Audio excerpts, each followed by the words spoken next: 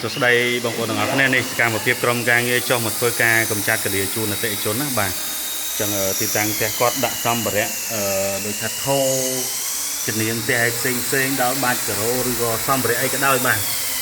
អត់បានទេគឺកលាឡើងស៊ីហ្មងដូចបងប្អូនបានឃើញហ្នឹងសិតតែកលាហ្មងបាទ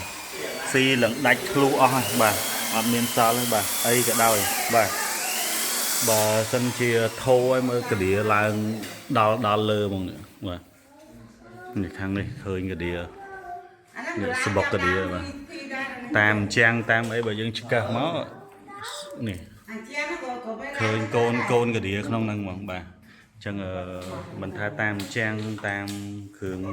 សង្ហារឹមដេកឲ្យផ្សេងសិតតែកលាហ្មងបាទកន្លែងនេះគឺគាត់សង្ស័យមុនគេហ្មងកន្លែងគាត់សង្ស័យឃើញថាមានកលាតែចុងក្រោយវាឆ្លងពេញនឹងគ្រប់ទីតាំងគ្រប់កន្លែងហ្នឹងហ្មងបាទ